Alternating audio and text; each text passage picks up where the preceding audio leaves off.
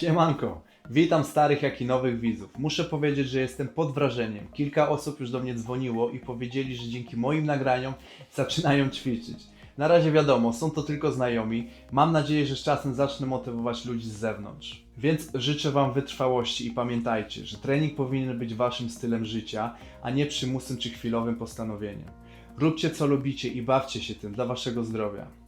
No dobrze, wróćmy teraz do tematu odcinka. Dzisiaj opowiem coś o suplementach. Wiele badań i ekspertów udowodniło, że w codziennym jedzeniu nie dostarczamy wystarczającej ilości witamin i minerałów. Podają wiele przyczyn, w tym sposób uprawy lub hodowli żywności, sposób jej przetwarzania, dodatki w celu konserwacji oraz system dystrybucji. Intensywne ćwiczenia zwiększają nasze zapotrzebowanie na wszelkiego rodzaju składniki odżywcze, a suplementacja jest to łatwa forma uzupełnienia niedoborów. Faktem jest, że nie ma znaczenia, czy przyjmowane przez Ciebie suplementy są naturalne czy syntetyczne. Twoje ciało po prostu nie widzi różnicy. Badania wykazały, że suplementy są korzystne w zapobieganiu wielu chorobom, a witaminy i minerały mogą być obecne w stosunkowo niewielkich ilościach, aby mogły spełnić swoje zadanie. Dlatego nie warto ich przedawkowywać. Przyjmowanie dużych dawek rozpuszczalnych w wodzie powoduje, że spuszczamy nasze pieniądze w toalecie, bo nadmiar wydalamy.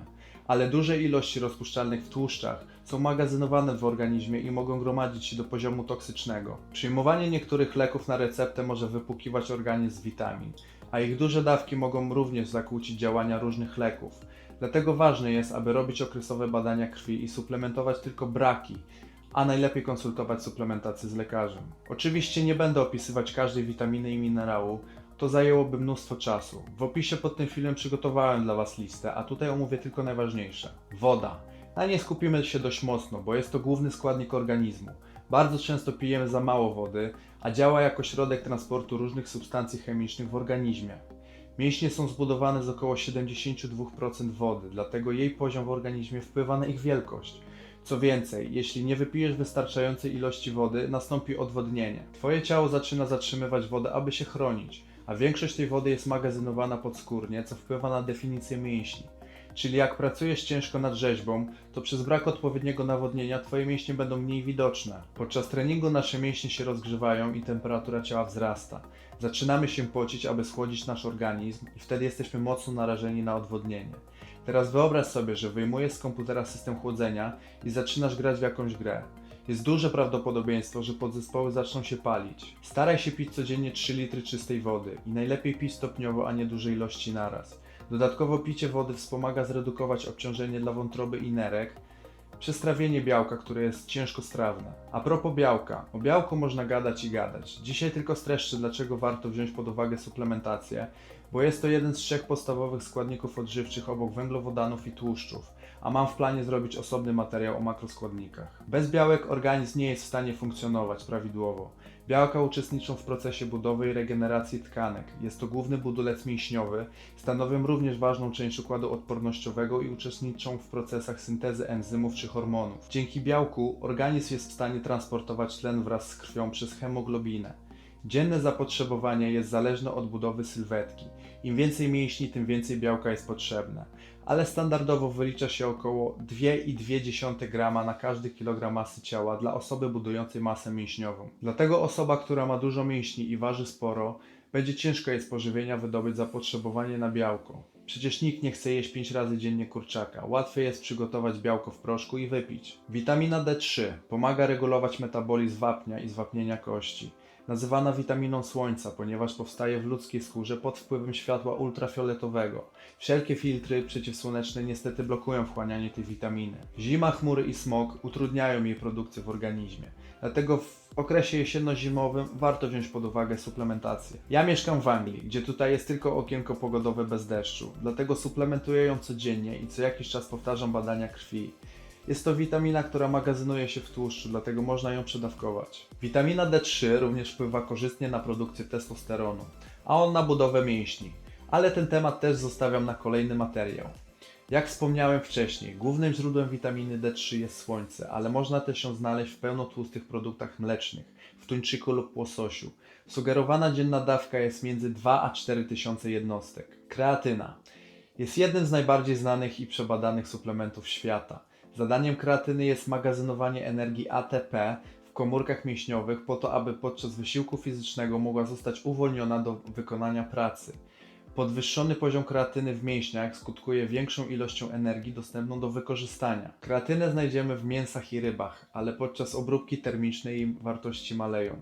Dodatkowo w kilogramie mięsa wołowego mamy około 5 gram, a drobiowego już tylko 3,5, więc ciężko jest przejeść aż tyle mięsa. Kreatyna zapewnia również inne korzyści zdrowotne. Badania wykazały, że kreatyna zapewnia liczne korzyści dla mózgu i reszty układu nerwowego. Poprawia funkcje poznawcze i pamięć oraz może pomóc w leczeniu choroby Parkinsona, a nawet depresji.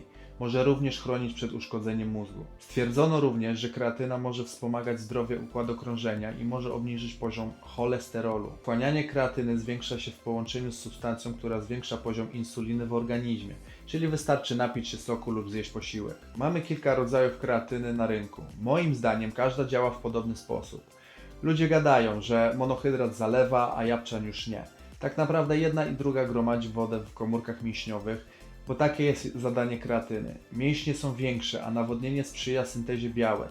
Tak samo w obu przypadkach, jak przestanie się brać, woda również zejdzie i mięśnie zmniejszą objętość. Monohydrat jest najbardziej zbadaną i najtańszą kreatyną na rynku, dlatego ten rodzaj bym polecał. Zalecana dzienna dawka jest 5 gram, ale wielu ekspertów chwali dawkę 10-gramową, około treningowo. 5 gram przed treningiem, aby zapewnić maksymalny poziom jej w komórkach mięśniowych i zwiększyć ATP do ćwiczeń, a kolejną dawkę 5 gram po treningu, kiedy zostanie ona preferencyjnie wchłonięta przez komórki mięśniowe i uzupełni to, co zostało utracone podczas treningu. Istnieje jeszcze metoda doładowania kreatyną, czyli zwiększasz dzienną dawkę do 20 gram między 5 a 7 dni i rozbijasz to na 4-5 gramowe porcje. Dzięki temu Twoje mięśnie szybciej będą wypełnione kreatyną i szybciej możesz czerpać z niej cały potencjał.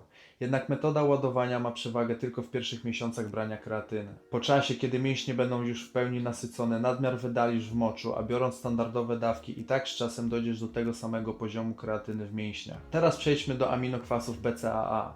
Są to 3 aminokwasy. Pierwszy walina.